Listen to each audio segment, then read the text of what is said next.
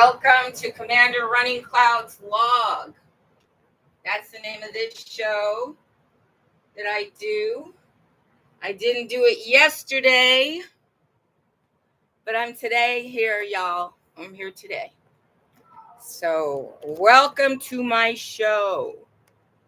Let me remind you that this show is produced with the belief that there are good extraterrestrials that need insider information about our systems and the way the earth is working politically, because in order to be effective liberating us, they really need to understand the problems that we're facing. Hey, where's my crown? Where's my crown? Where's my crown? Way over here. My crown is way over here. But I do have to put my crown on because I am the leader of the Earthian people. That's right. I'm the leader of the Earthian people and the carrier of the seeds of the new man. Sounds pretty grand, doesn't it? Okay. I'm looking for another platform for this camera. It's a little too high. I know you probably get really super tired of me messing with my camera, but I don't have any choice but to do that because I'm a one-man team. Now, yesterday, there was so much rap music playing outside that I could hardly think. So let's hope they don't start up again today. And thank you so much to the good ET medics that are working on the problem of the bioweapons, the interdimensional, interspecies bioweapons that have been deployed inside my body. And you're really making a lot of progress. I am so much better than I was when I first made the plea for you to help me, when I first directly used my free will to say, please help me fight this bioweapon for myself and the other infected people. So I'm really glad to see that. You know, when Farsight said that this month they're going to be studying the insectoids, when Farsight Institute said they're going to be remote viewing the insectoids, that really kind of scared me, because it is possible that the insectoids are the race of beings that create the bioweapons inside of me. You know, if they're organic, if they were, you know, maybe they were mixed with nanotechnology to get it started, but it is definitely an organic process that infiltrates my body and tries to duplicate some of my cell division. So but you know, I was thinking that, hey, this could be the larval stage of an interdimensional entity. You know how aphids feed on ants that feed on corn? You understand? And you understand that there are bacteria that we actually need that live in our intestines, according to, you know, the study of medicine. So the thought that this bioweapon that they've deployed inside of me, starting with the Morgellons disease, and Morgellons sufferers actually were getting insects created inside their body and coming out of them. And you've seen those Morgellon fibers that I keep in that plastic bag that I've shown you again and again. I don't see it over there, but let me go look. But you've seen these Morgellon fibers, you know, that they're actual fibers. And you've seen them. I've shown them to you. I don't know where I put them right now, but you've seen these fibers. And let me tell you, when I burn those fibers, it smells like burning hair. It doesn't smell like burning plastic that you would expect from a textile. It doesn't smell like burning wool like you would expect if it were a natural textile. It smells like burning human hair. You know that sulfurous smell that you get when you burn your hair? It smells like that, which to me is even more proof that it's organic. But the fact that it can manifest in a hermetic environment suggests to me that even those Morgellons fibers are interdimensional entities that come here. And then they can break apart, they can invade different parts of you. You know, it can be pretty bad. They could even be in my wig, for all I know. You know, the wig I'm wearing, for all I know. So this conversation, exopolitical diplomacy, is all about sharing what is happening politically to the people on Earth. And this particular part is called, you'll be hearing a lot of loud niggers. So, ooh, did I say that? Oops. They'll be playing loud music. They'll be walking here getting real loud. And it really offends me. It really does, because I'm such a quiet person. And it scares me too, because, you know, of the attacks.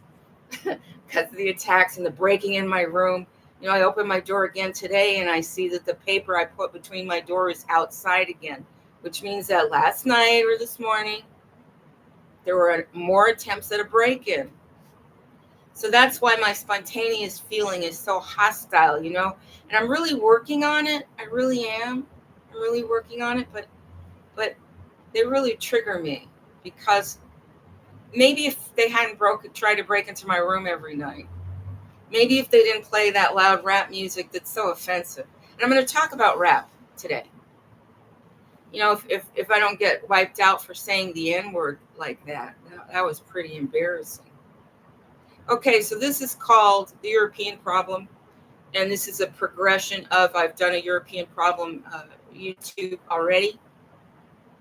But this one is particularly focused on indigenous people, whom I'm going to categorize as the real Earthians. And I'm going to focus on Russia and the fact that Russia is European, and that if you want to find out who used to live in Russia before the Europeans built their cities and promoted themselves as Russians, you really have to do a search. And you're going to find who the original Russians are under indigenous people. Indigenous people. And some of their tribes are almost totally wiped out by the Europeans. On their native lands, you see, the Europeans will come where there have already been settlements, because they're not just in the wilderness. And on some of the Russian peoples, the real Russians' native lands, nickel mines, the supply chain jobs that underpay them, their own culture has been disrupted and denied full participation in the global economy because they are indigenous people. So when I saw, because I'm looking for who are the Russians, and I keep seeing these Europeans over and over again. And I say, when I was a kid, it seems to me the Russians look more Chinese, more Asian. But I keep seeing these pictures of Russians, old, you know, from the older days, that are Europeans. And I say, well, if you look at the American Indians, you'll see that they got whiter and whiter and whiter too. Oh, okay. Update available. Restart to activate. Okay. I haven't been cut off. That's good. Okay. But you will see Native Americans being shown as being more and more and more European looking. More and more European looking. And, you know, the picture from the 1700s, was it a Danish? I don't know, the one I showed you on Colombo in a post where it was, you know, something about America. And then when you try to Google it, you'll find more contemporary, like later date things that do not depict the same thing at all. But even Columbus, if you ever get to read his journals, he says they are dark-skinned people. And we know from studying South America, places like Bahia, that they were not brought there as slaves. They were the indigenous people. So when I'm trying to find some real Russians that look Siberian, like truly Siberian looking Russians, that look like Asiatic, that look like Eskimos, I couldn't find them. And when I finally found them after sort of days of casual researching through the internet, I finally found the Russians that did not look European or mixed race European. And I found them under indigenous people. And I found that there were special laws and policies for indigenous people. And I found that the indigenous people were endangered, just like the American Indians. So my definition of indigenous people went global in that instant. I said, oh, wow, all of the enemies of the Europeans, all of the people of other nations that they wish to take over and occupy and control the resources and murder and genocide the people, we are all the indigenous people. So in European language, indigenous means the people with no human rights, the people whose land you're seizing, the enemy. That's what indigenous people mean.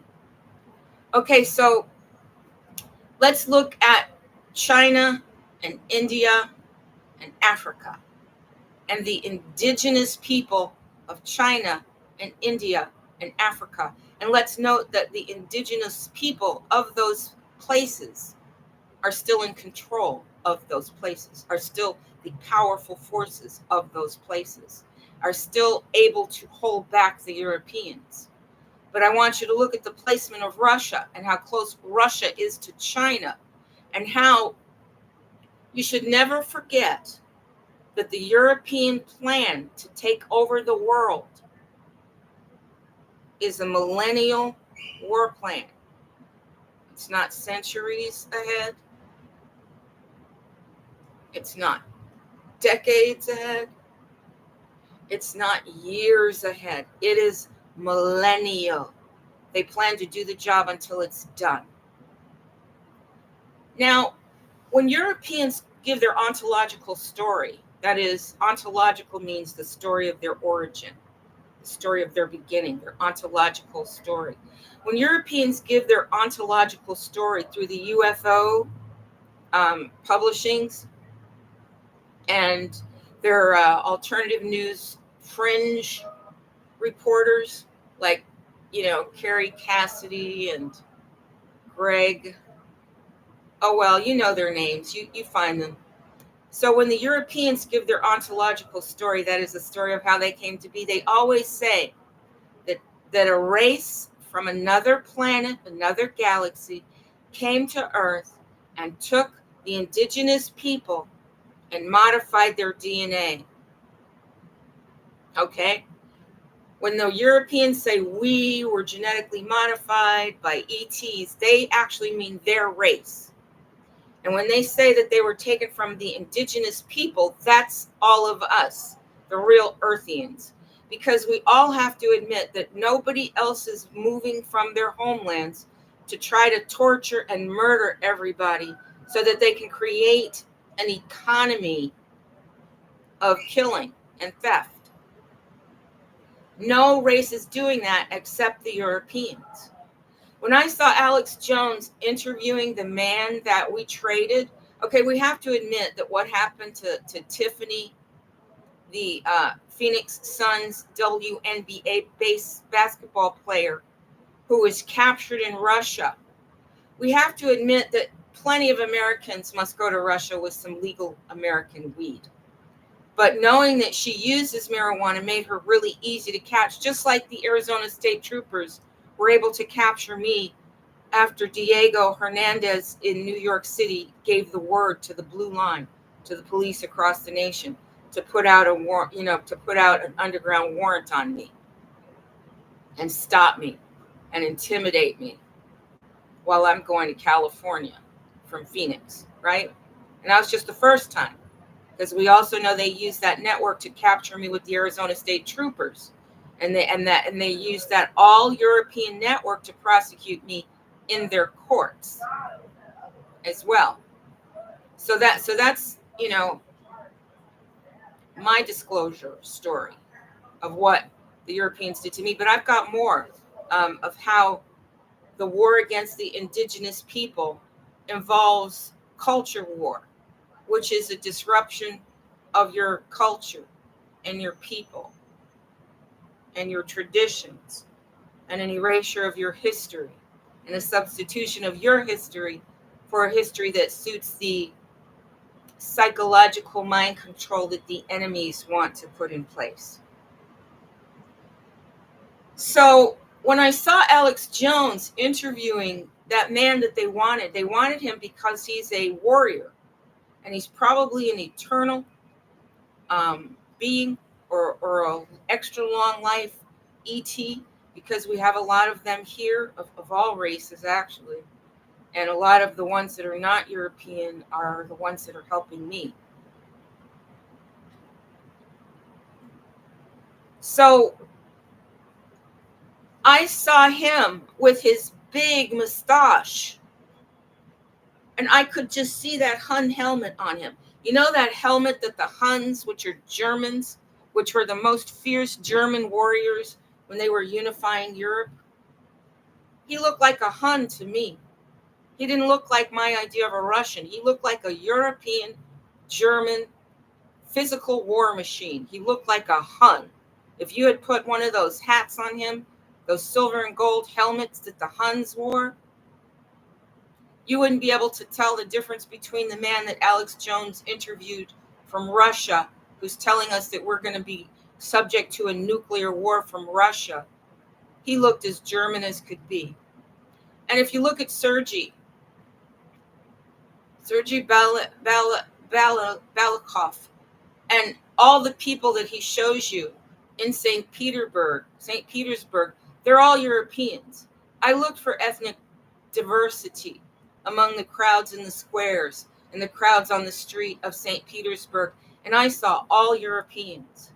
And then I said, well, gee whiz, it seems to me when I was a child, National Geographic showed me people that were not European and called them Siberians, reindeer herders who lived in igloos. Eskimos lived there. And then you find that they don't even use the word Eskimo. You don't even hear that Eskimos are anything that exists. And then you hear that Greenland belongs to Denmark or some other Norwegian country, or Sweden or Denmark or Norwegia. Oh, I'm sorry, Norway.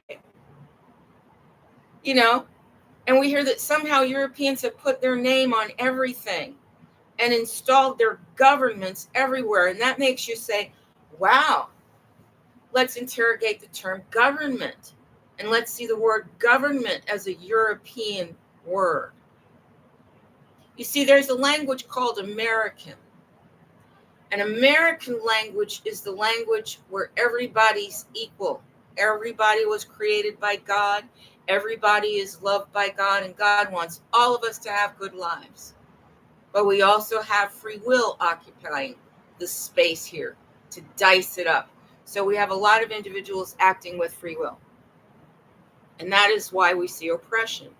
But when we look at all the races of indigenous people on Earth, we don't see any indigenous people trying to rob or murder each other as a way to make a living. We just don't see it. We've seen trade between tribes of the earth. We've had nomadic people that facilitate trade among the indigenous people of the earth, the real Earthians who were not genetically modified by the hostile aliens.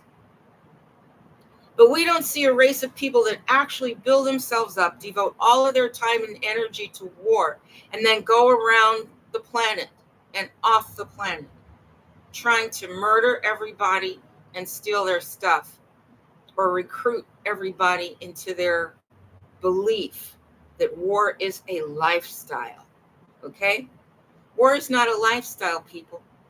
So I'm going to get to the summary part and then kind of break it out in case you're pressed for time and don't want to spend, an hour or so listening to me go on and on with my little notes. Russians who are making war are Europeans, just like the Ukrainians. Watch that movie, The King's Man. It's on Hulu right now. It's on Hulu. You can watch it on Hulu.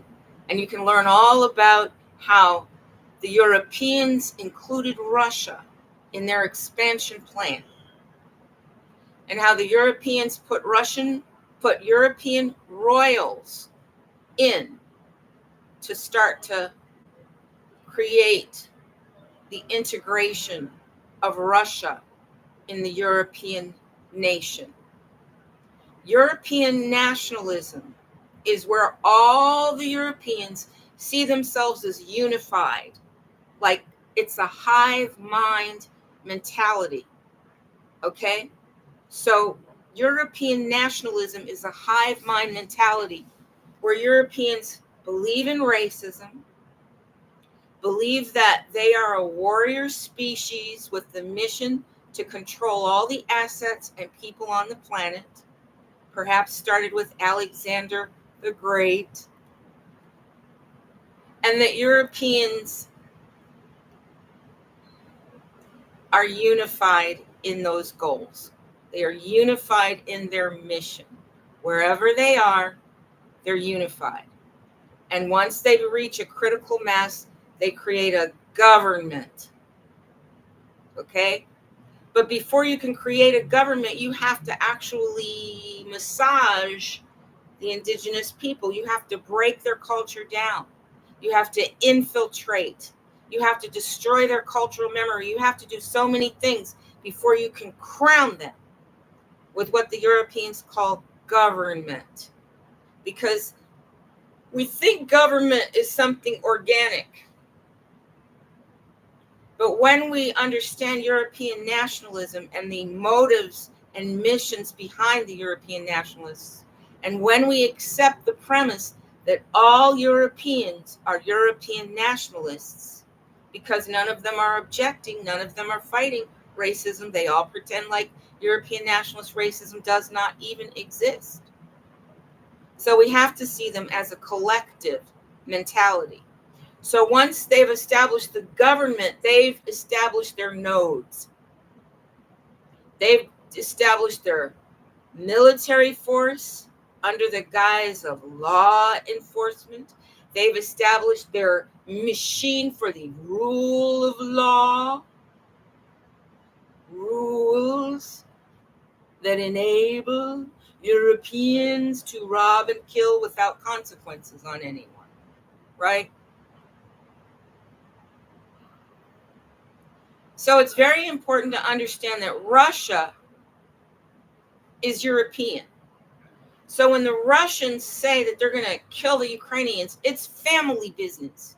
That's how all of the rest of us should look at that as family business, because all of us should understand that if a Russian is in the same room with the Ukrainian, and they're in the same room with me or any real Russian or real American or real Australian or real Hawaiian or real Polynesian or real Indonesian or real Chinese or real Indian from India, if they're in the room with one of us, they're not going to see themselves as different. They're going to see themselves as a political alliance. So this big World War III huff-off about nuclear war, it's not going to happen. The good ETs have disabled the nuclear capability of the Europeans. But it will fill you with fear, and it will make you take sides, and it will make you have an end of the world kind of mentality, which feeds the fear machine and feeds the power and feeds your inability to see all those Europeans as united. Not only united with Ukraine, but united with the Europeans right here in America and in every other government around the planet. So as we watch the Russians and we watch the Hun that Alex Jones interviewed, we watch him flex his muscles and declare, that Russia's the enemy of the other Europeans. Don't buy it. It's the same kind of mind trip, long-term effective, that the Germans and the Jews used. The Nazis and the Jews used the same kind of, they're hurting us, they're our enemies, so that we would come to their relief. All of us would come to their relief. All the indigenous people would believe that somebody was suffering, and we are the ones with compassion. So when the indigenous people believed that there was human suffering, we all heard that cry, and our hearts rose up in our chests, and we became heroes. We said, we're not going to let you suffer, Jews. We're not going to let you suffer. We're not even going to fight you when you want to claim Arab lands, because we're not going to know about all the people you murdered to occupy and create Israel, because we're going to be looking at the UN. And the UN's going to be telling us how good we are, how noble, how much our mission to be loving creatures of God has been fulfilled by helping the Jews. But when the Nazis were given NASA money and the ability to develop outer space technology and not share it with the rest of us using our own money, when they were able to occupy the universities and create departments of comparative literature where they could continue to develop their ideology of racism and promote their idea of the Hegelian binary, more from the Germans, more from the Huns. Because I'm going to ask you not to forget that some of these people are eternal beings. They were Huns and they became Nazis. And then they became Elon Musk's Gateers. They never died. They continued their campaign to take over the assets of Earth and to put us into an intergalactic supply chain that starts with human meat. The European ufologists have already announced this. A lot of people in the United States military, under Stephen Greer's disclosure, are already coming out and telling us that. And I just want to remind you that Arnold Schwarzenegger got himself into government in California after marrying a Kennedy to get that political prestige. And Arnold Schwarzenegger's father was a Nazi. He grew up with the Nazi feeling of defeat before he came to America to advance the Nazi agenda here. So when you hear that the Russians are against us, know that the Russians and the Europeans here are one big family. They're one great big family, just like the Germans and the Jews, Nazis and the Jews, one big family. When the Jews came here, they were given access to plenty of real estate. They were given so much control over American financial systems that when my stepfather, Isaac Martin Petty, was starting his neurosurgery practice in Chicago, before he could get permission to get the money and access to the financing, before he could get permission and licensing to become rich and wealthy, he had to pass the psychopath test with a man named David Axelrod. I'm pretty sure it was Axelrod. And Axelrod is still a big figure in Chicago. So among the hidden hands and the gatekeepers that actually choose who gets to be rich based on their psychopathy and their lack of commitment to humanity, that's how you can be rich. You had to get permission. Because Isaac told me that he went to an interview with David Axelrod and he got the okay from Axelrod. And that was how he was able to establish his financial empire, to which I am an heiress. But I'm not allowed to get access to that wealth because David Axelrod doesn't want me to. Okay? They authorized my brother, Andre Martin Petty, the son of a psychopath, the psychopath son of a psychopath, to deprive me of becoming a millionaires and a billionaires and a trillionaires. in this place, because indigenous people are not going to be entitled to wealth. In Russia, the indigenous people are under a government agency that reports on how deprived they are of equal access to economic success, how they are living in a primitive time, while the Europeans that come there are entitled to more of the comforts of progress. So when the Russians come out and they say that they are the enemies of America and they're going to create a nuclear war and blah, blah, blah, blah, blah, it's to help the European nation consolidate itself and extend its territory closer to China. Okay? Because their next objective is China. They've already won Mexico with a Jew woman who automatically, her election automatically throws out real Mexican culture.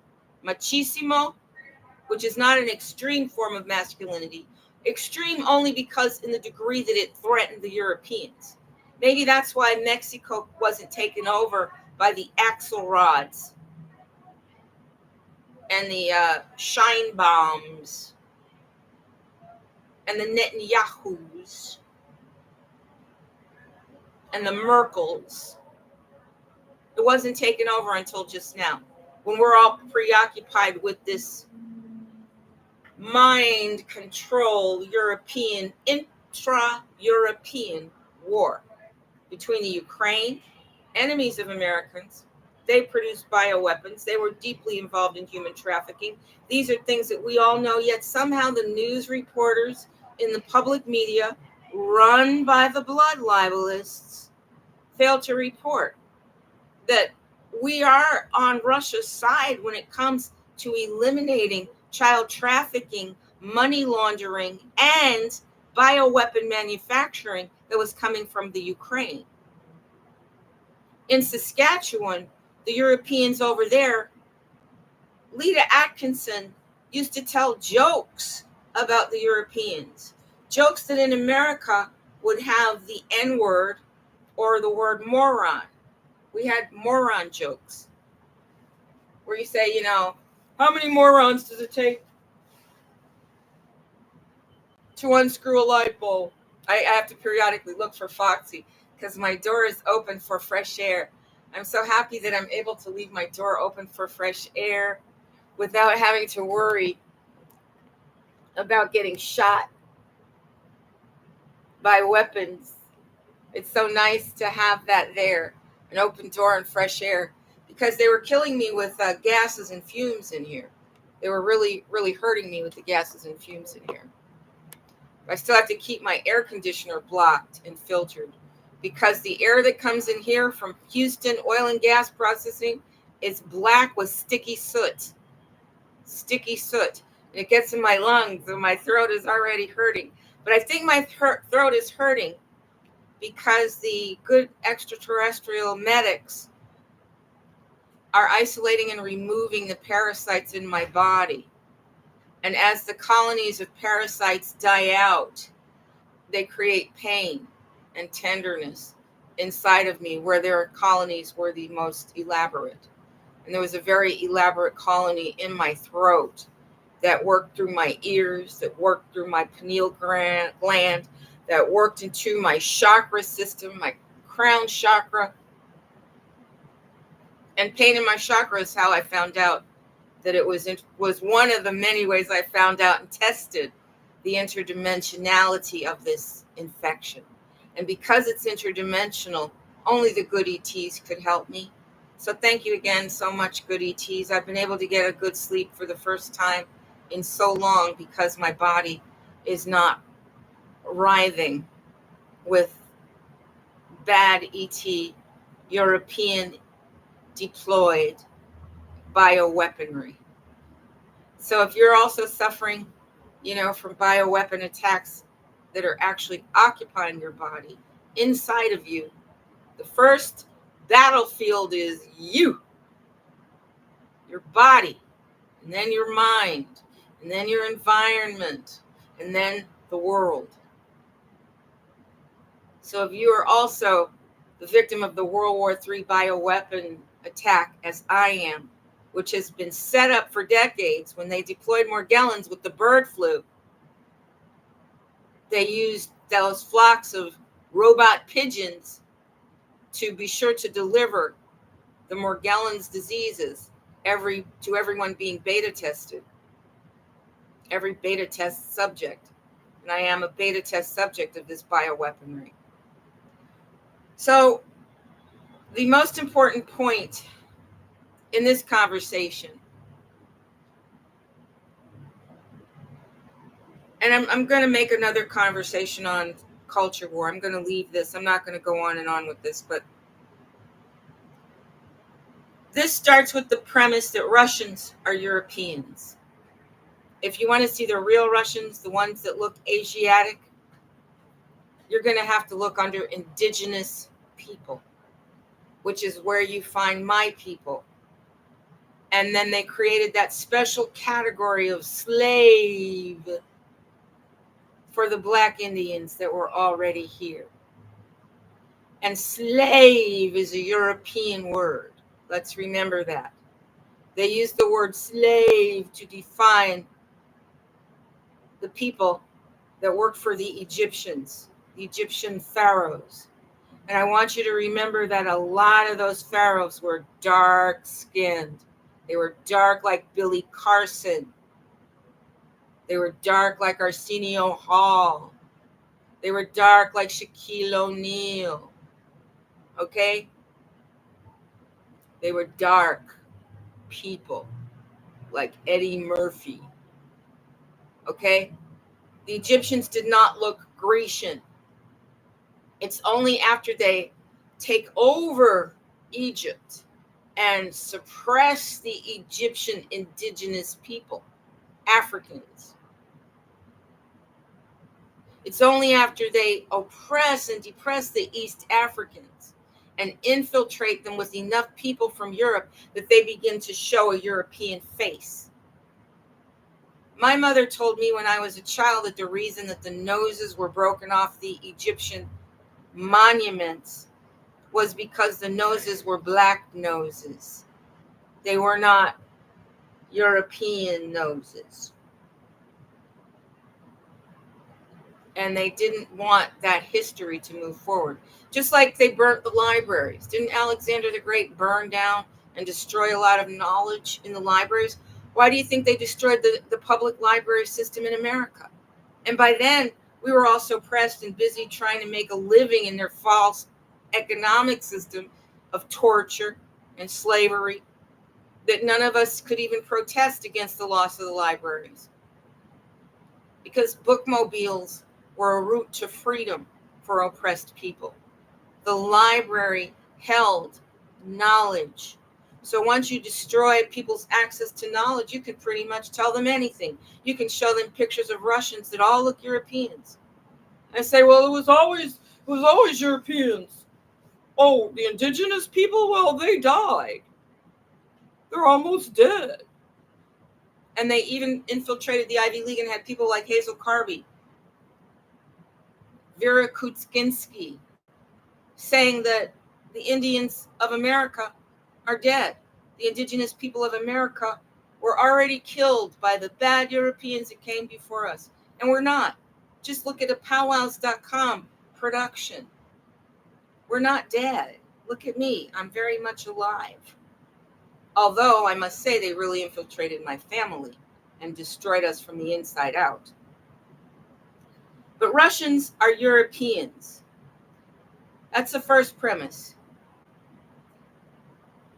If you put a Russian in the room with an African and a Ukrainian, you will find the Russian and the Ukrainians feel like kin, and they feel hostility against the African, and they might want to kill the African and steal his stuff.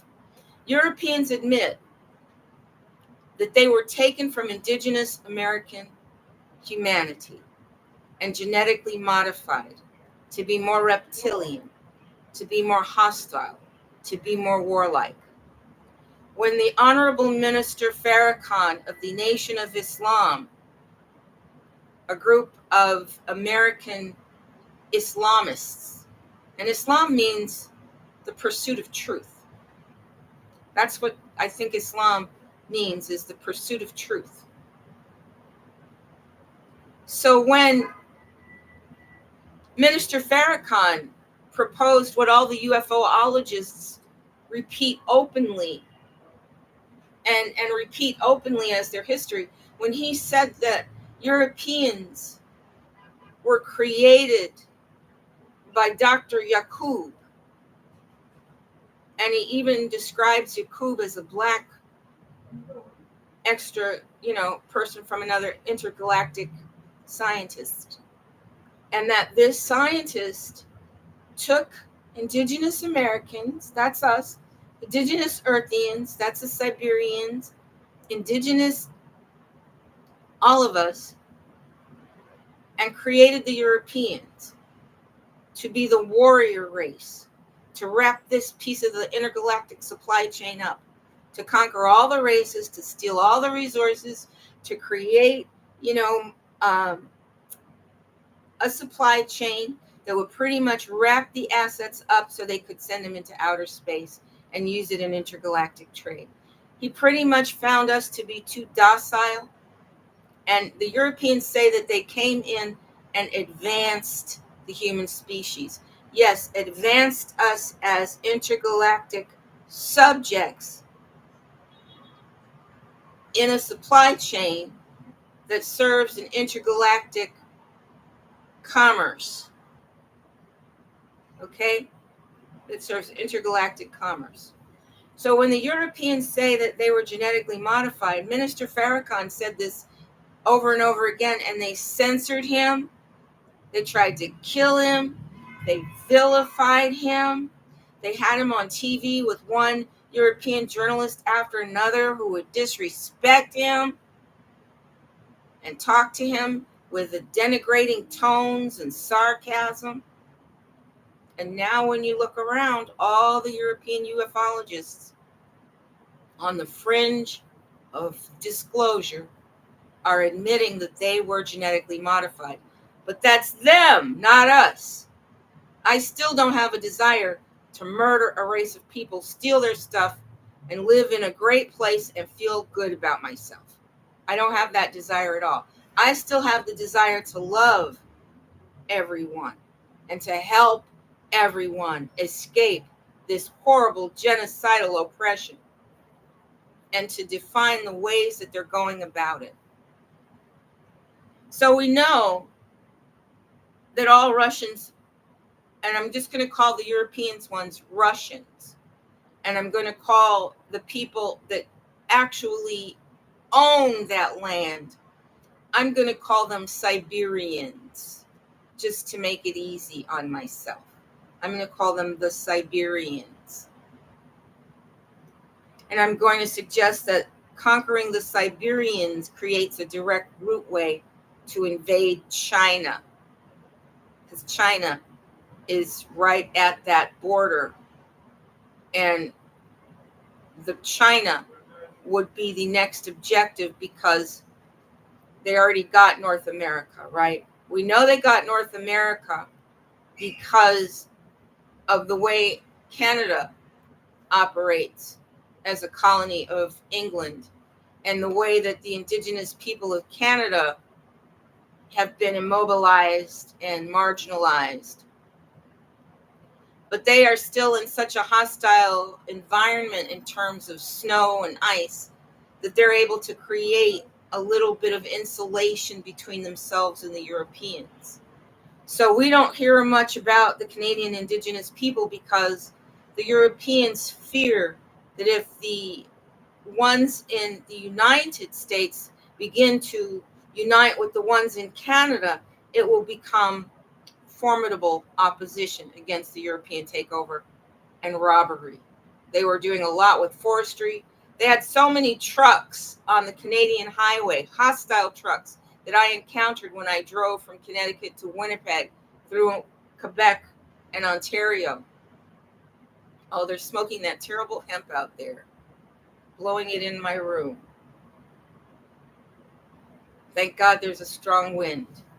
And let me put this fan here to help blow that air out of my face. I don't want to get dizzy breathing that nasty weed that these people have been given to ease the pain of being robbed and slowly killed like a frog in a pot. You know why I can smile more? Because my days are not filled with as much pain. You know why my days are not filled with as much pain? Because of the good ET medics, because of the good ET medical professionals that are working in interdimensional space to eradicate the bioweapons and unmarry my body with theirs,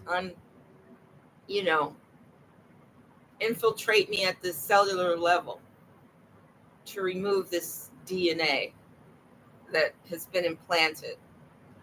And it could be from the insectoids. It really could. That's why I'm really eager to see what Farsight is going to say when they start to talk to the insectoids, because I don't know if I told you this or not, but in San Diego, I actually met a mantid. They had a mantid staying in Suite C at the San Diego County Psychiatric Hospital on Rosenbaum Street in San Diego there? Rosenwood Street? It's Rosen somebody Street.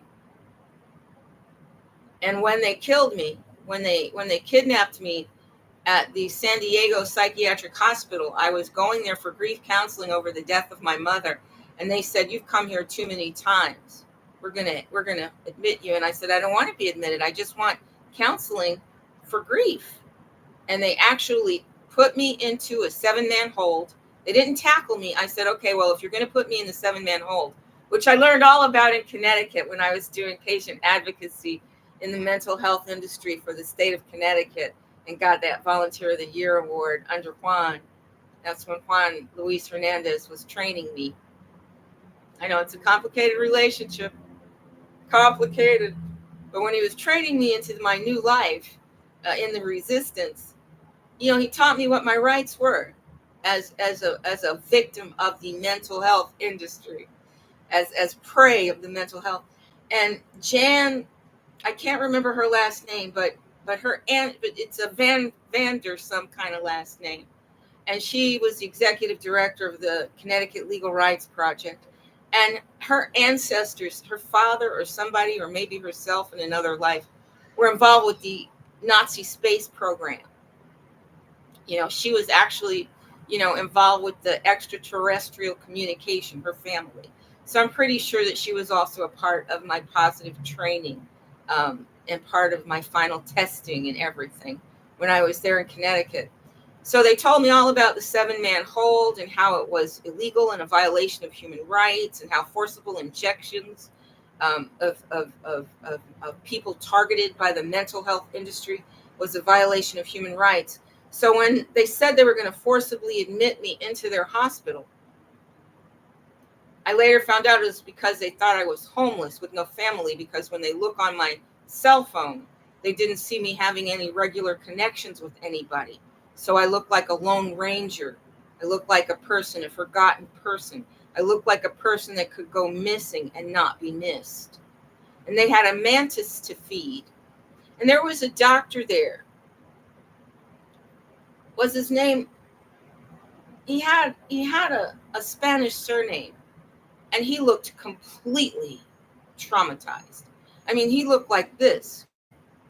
It's hard to do his face.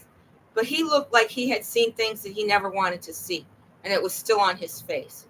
But he was the one who gave the order that I was to be forcibly injected and admitted into the San Diego County Mental Hospital there on Rosenwald Street in San Diego. So I said, "Well, if you're going to put me in a 7-man hold, do you mind if I just lay down?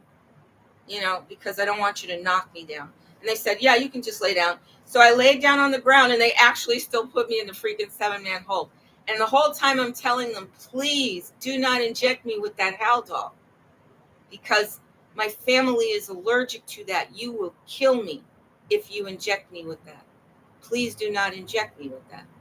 But they injected me with that anyway, and I died. And it was from my, how you float out of the room when you're dying. I'm floating out of the room, and I'm saying, oh, I'm dying again. Okay, I'm dead again. But I could see myself there on the bed, not really see myself, but just get the impression of myself, because I was busy looking at the mantis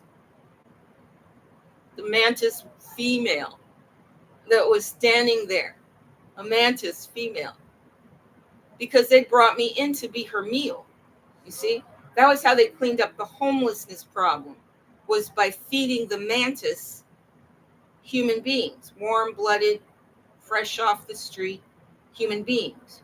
So they injected me. They put me in a 7-man hold on the ground. They injected me with the deadly medicine. And as I'm dying, I'm seeing the mantis being saying, you can't take her, you idiots. Bring her back. Because she knew things about me that I didn't know. She knew my role in the future.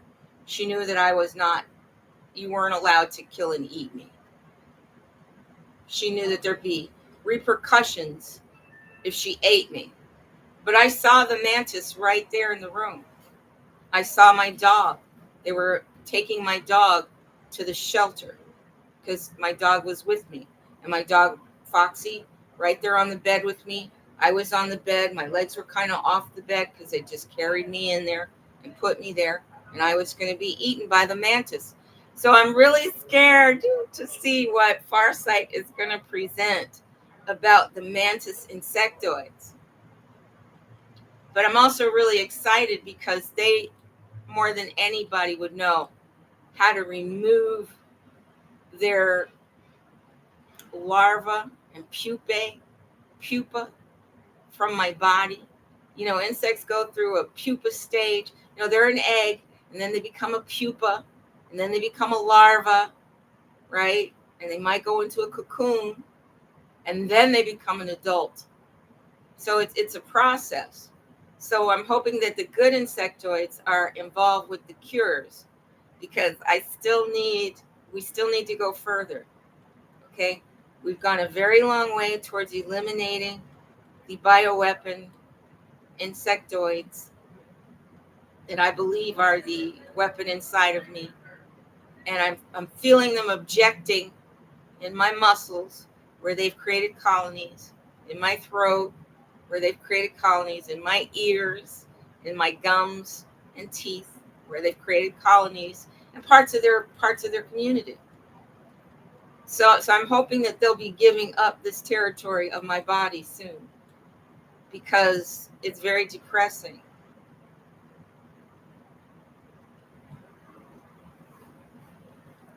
And I was super happy to see future forecasters doing their report on Charles Schwab. It was so encouraging.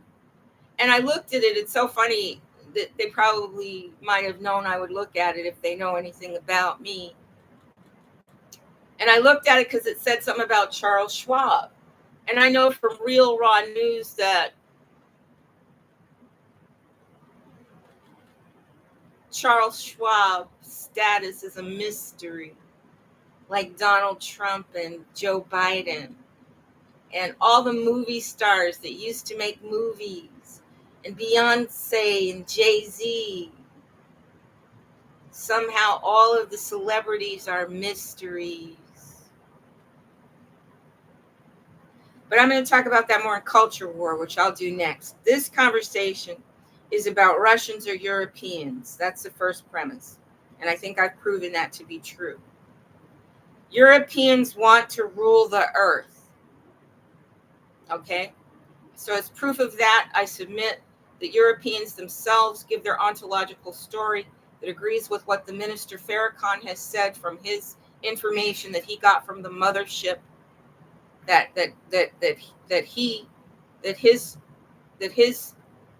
mothership that protects Minister Farrakhan told Farrakhan where the Europeans come from, and the Europeans are telling that as their own ontological story, that they were created to be fierce.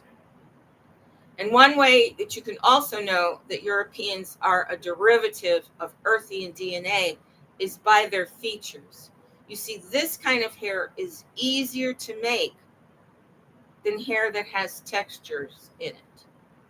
My brother Anthony, a South African, his hair consists of millions of teeny, teeny, tiny spirals.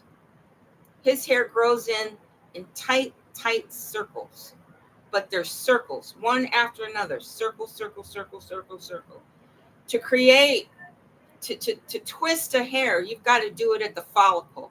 So you've got to have a more complex DNA code that will actually create hair that grows into a spiral than hair that just, splats out straight.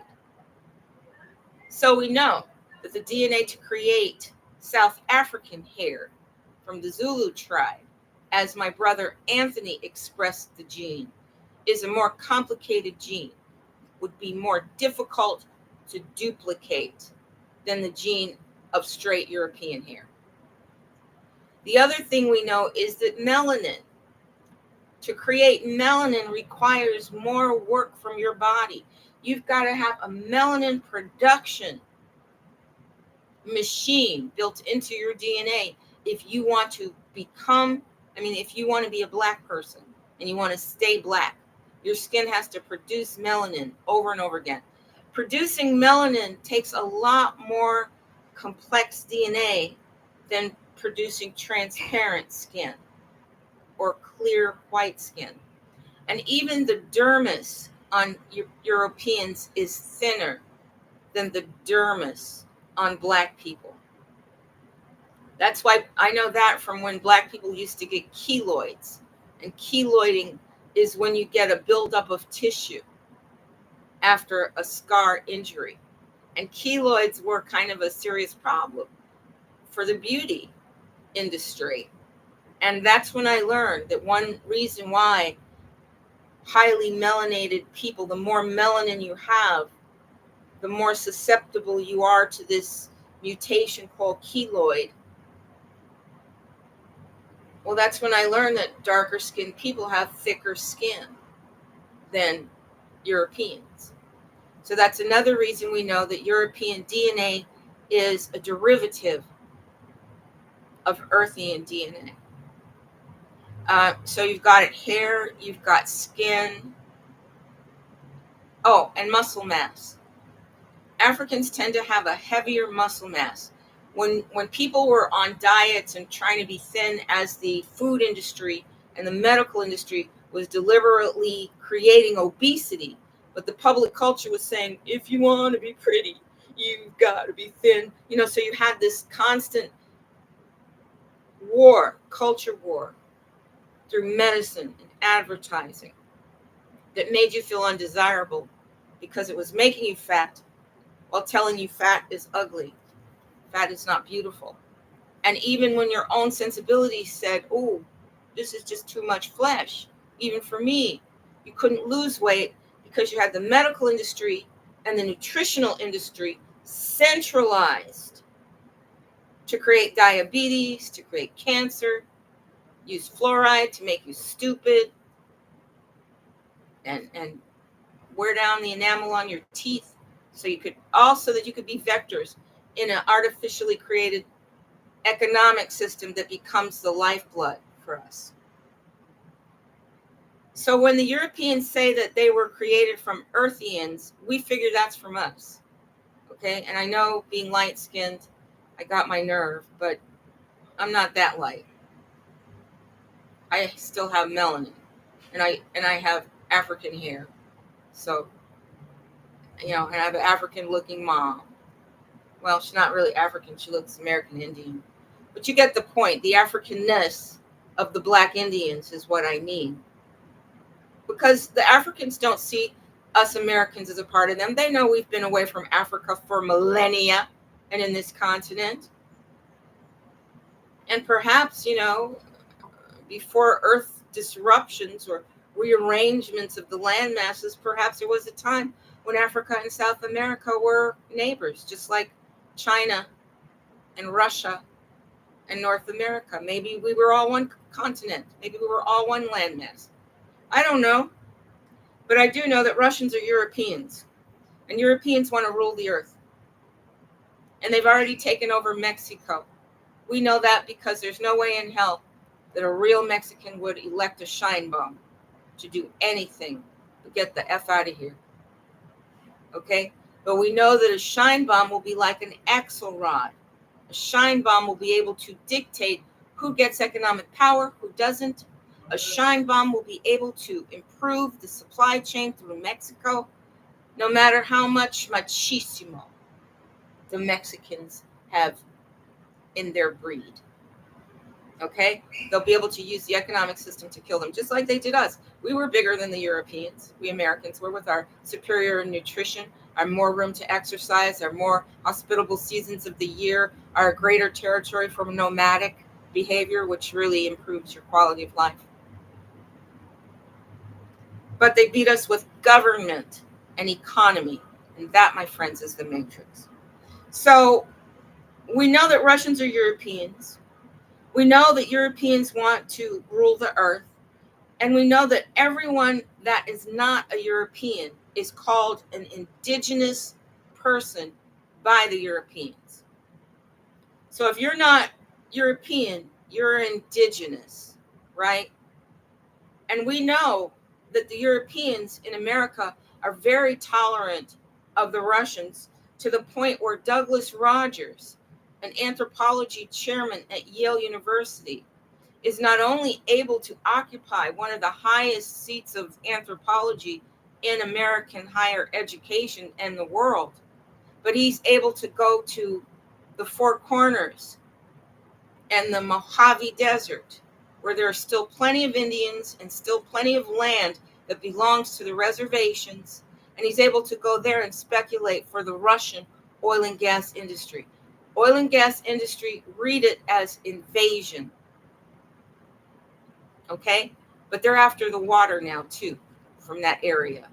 But if you doubt that the Europeans in American government are complicit with the Europeans in Russia, if you doubt that it's just a false flag that Russia's going to destroy their cousins over here, remember that Dougie Rogers is there at Yale University, and in March he led an expedition into the Southwest America, where they're very aggressive, where they actually captured me and tried to kidnap and murder me. Well, they did kidnap me and tried to murder me.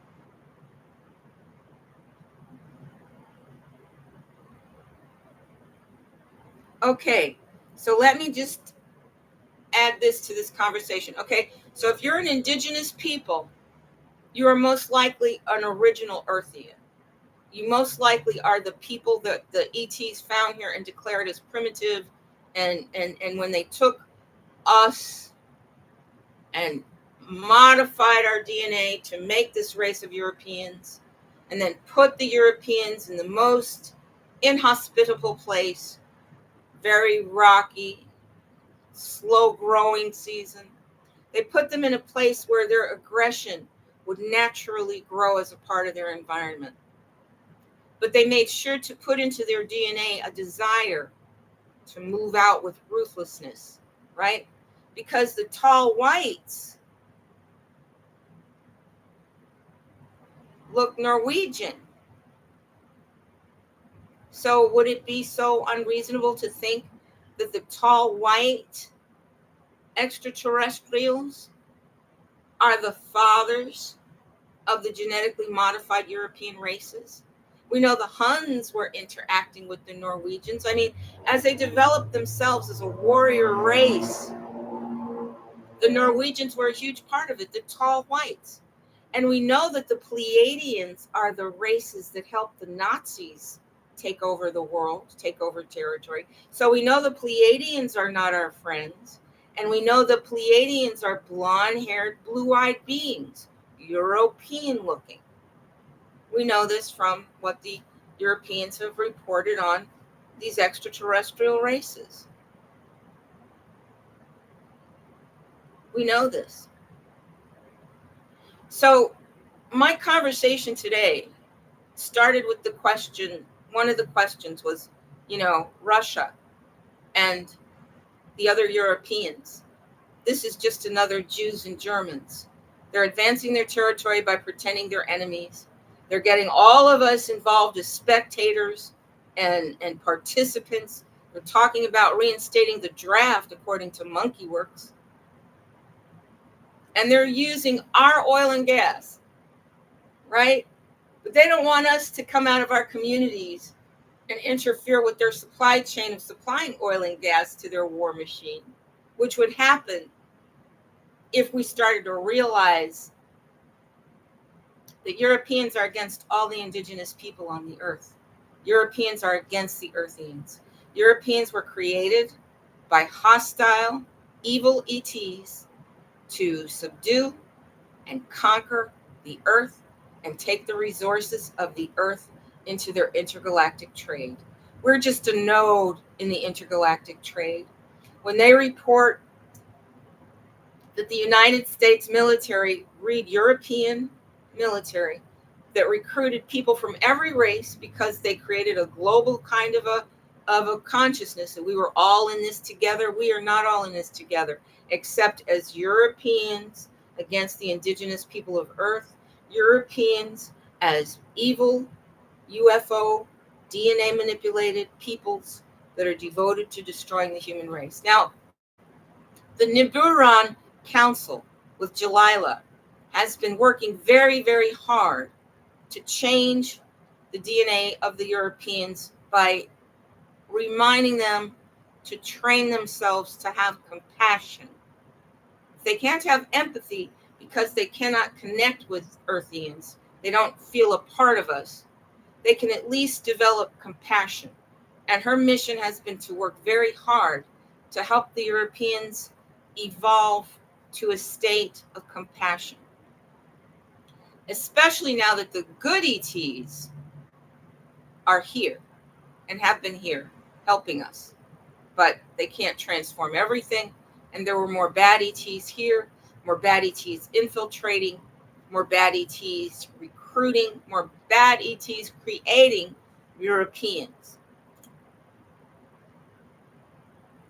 One of the reasons why I feel comfortable framing this as Europeans is because of people in the public space like Elena Danaan.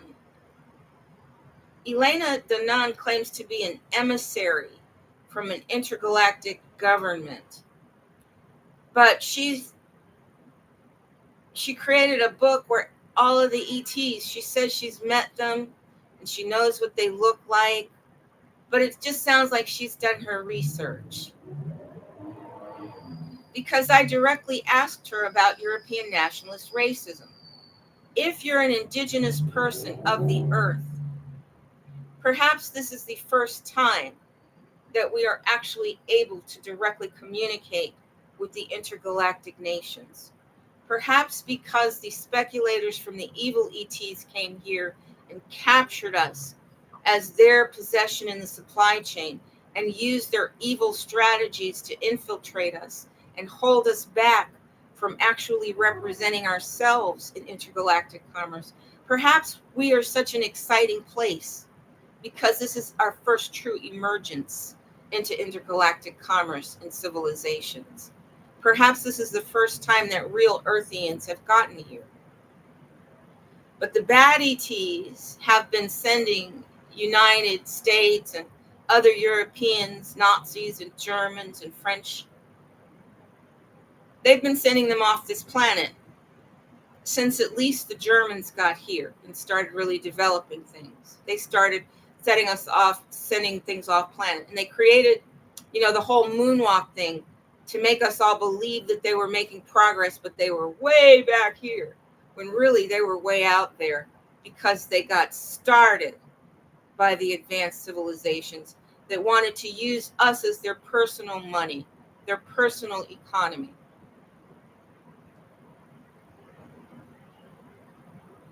So we have to accept that the Europeans want to rule the earth. And all we have to do is look at my family and the family of other indigenous people throughout the centuries that the Europeans have been involved in this, with the Pleiadians and the tall whites.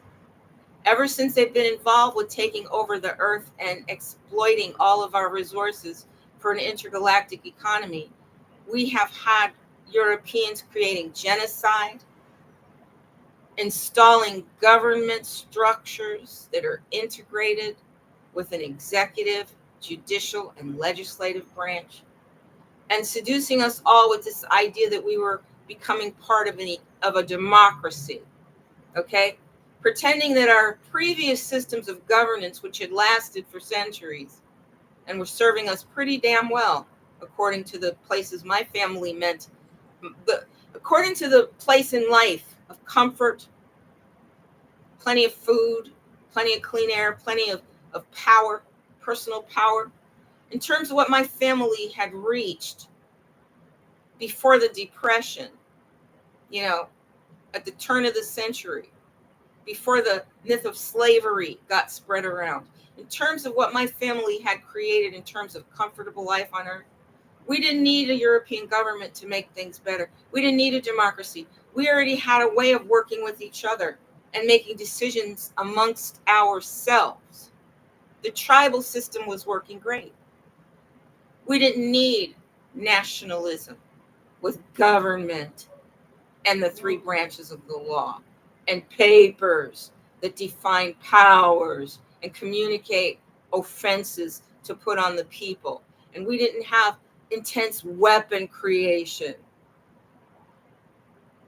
And we didn't kill each other.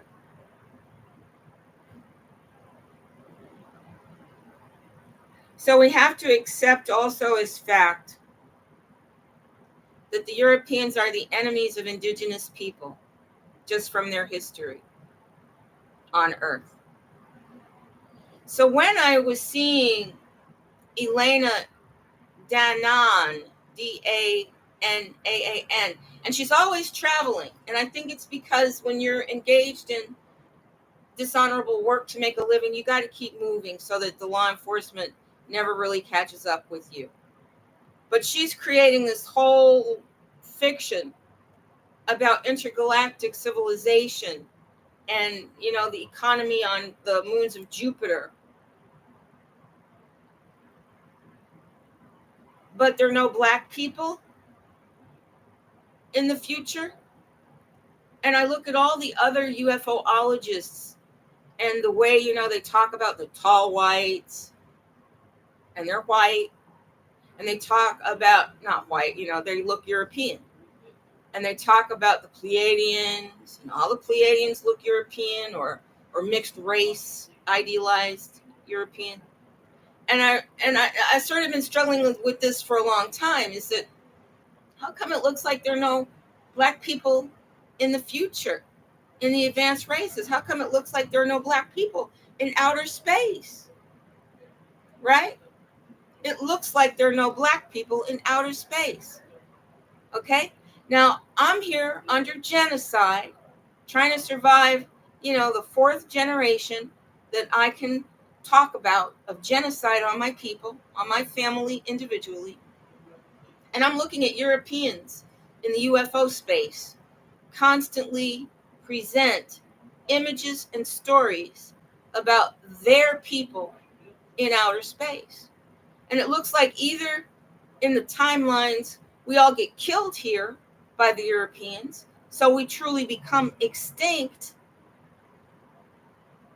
or all the Europeans doing that reporting are racists in the hive mind. So when I'm struggling with all of this, it's always a blessing to me to remember the black ETs, the black Eternals from the extraterrestrial races that are also here on Earth and have communicated with me. Okay? If I didn't know they exist from my own personal experiences with them, I wouldn't know that we exist at all, because the Europeans are presenting a future where we don't exist. Now, consider that as a part of a mind control European war strategy. If you think you don't exist in the future and it's already been foretold and it's already been decreed, wouldn't you give up more easily? You'd say, we're already beaten. We already do not exist beyond this world. They already killed all of us off. So why am I fighting? Let me just try to, watch The Kingsman on Hulu. Let me just try to relax. Let me just try to, forget about the genocide and extinction of my people that lays ahead. I mean, that's the mind trip that it sends me on. So, is this the first time that indigenous people, the real Earthians, are going to be entering the intergalactic community, the intergalactic commerce system, with the bad ETs wiped out and the Europeans neutralized by their own ability to evolve and reach a different frequency despite the way they've been created by the bad ETs, as we move the Europeans out with the bad ETs? Don't you see what's coming is a golden age for the earth? I'm so glad you showed me that picture of a golden age for the earth. And I'm so glad that you came to visit me too. And thank you so much for explaining that those visual disturbances I saw were you remote viewing me in my world. Welcome. You were invited. I'm glad you came. Because you've got to be able to see the reality that I'm living. You've got to be able to see what's going on beyond these thoughts, because I'm trying to process the data and present it as well as I can. But there's so many people in the UFO space and the fringe news, so many Europeans being given space in public broadcasting, and no matter how far they are in presenting us the real truth, the larger truth, the truth of intergalactic civilization, they're still doing it as racists. They're still failing to recognize the genocide on my people. But I don't detect malice in them. And that tells me this. Because I don't detect malice in them, it tells me this. And this is from what Courtney Brown taught me. The good ETs can take us to the water, but they cannot make us drink. Okay? We have to free ourselves. And I know I was created on Earth. I know I didn't exist. Some of the Europeans are saying, well, we came from other planets and our DNA was modified. And they are telling the God honest truth about themselves. But I'm an indigenous person here. Yes, I'm mixed race with the Europeans. But the indigenous race DNA dominates. And I've developed my mind and done the research. I've done what it takes to evolve beyond my contaminated blood. La Malenche, mestizos, the contamination of indigenous blood, with the hopes of creating Henry Louis Gates's, people within the race that will act like an European when it comes to genocidal intentions and destruction. So I think that very possibly this is the first time that real Earthians have reached the point in our evolution as a species where we are, and the first time that the good ETs have managed to neutralize our superior enemies, superior in force and ruthlessness, superior in that they had a plan to dominate that came from an intergalactic source, an intergalactic help invading here. And they were like the missing link. The Europeans were like the missing link between the bad ETs and the indigenous people, the ones that looked enough and acted enough and behaved enough and knew enough through the DNA about the indigenous people to make their conquering and genocide a little easier. But then they have that we're going to kill you and steal your stuff built in. And that psychopath, right?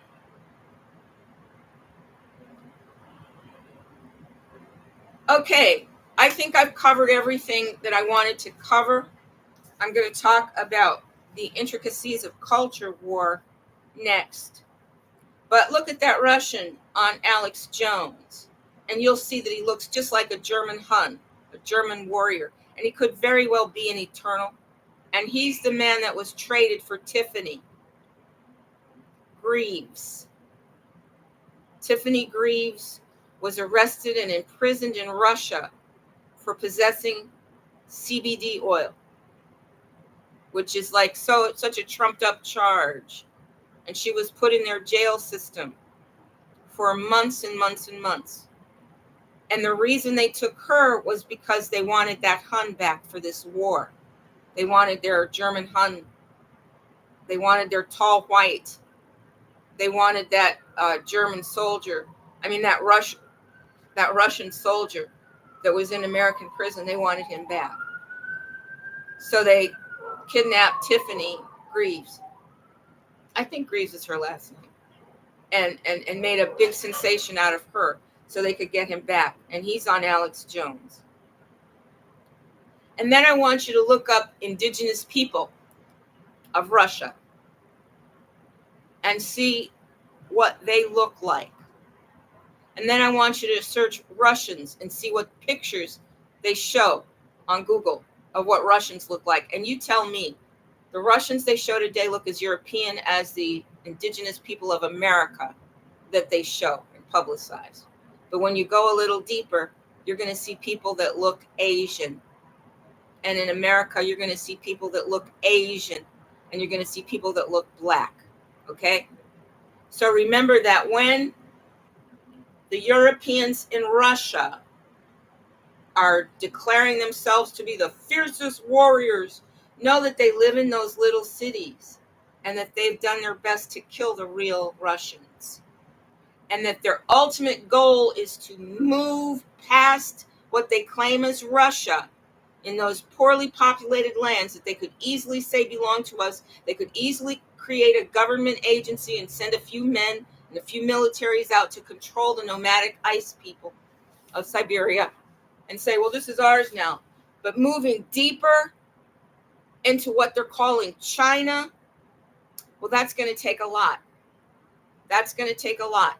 For them to even be able to establish their military camps closer to the Chinese border, the Russia-Chinese border, would take a global economy and a global push.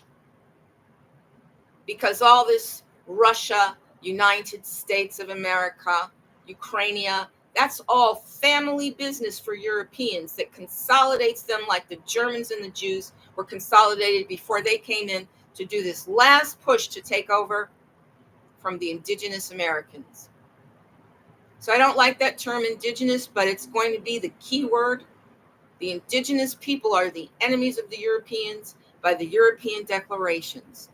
And the Europeans want everything that the indigenous people own because the Europeans were created by the bad ETs, and the bad ETs are the intergalactic merchants that want to claim the earth. And because they're all being moved aside, this is going to be our first time as the indigenous people to enter the intergalactic world of commerce, to do trade with other human beings on other planets in other galaxies. So instead of selling our children intergalactically, instead of sending European government endorsed militaries to trade our children and drugs intergalactically, we're going to be able to trade our textiles and our arts, crafts. We're going to be able to trade our music and our dancing. We're going to be able to trade our culture because we're going to be able to develop our cultures once again. It's going to be a golden age. So I hope I made everything clear. The Russians are Europeans. Don't you ever forget that. And the Europeans hate the indigenous people and want all of our stuff and want us under genocide. You can look at what they've done to all the indigenous people on the earth if you want to prove it to yourself. And look and see what the real Russians look like. That's your homework. Okay, I'll be back with Culture Wars under the European Problem. Thank you so much for joining me. I'm Silver Rain Runningcloud, your hostess. Should I put on makeup? I don't have enough makeup to cover the discolorations. But these discolorations are the disease. They're disease in my face, working, still existing there, changing the pigments. You can see the disease in my veins. I'll get bulging veins that burn hot because, you can see these things. These were shot into me with projectile weaponry. These super dark marks were shot into me. So it's just been a part of the bioweaponry. But I guess we win, and I guess we get the medical care, because the good ETs are working on it. They're helping me quite a bit. So if you are suffering from the bioweapons, insectoid invasions, then you can look forward to relief just like I have. You'll get your smile back again.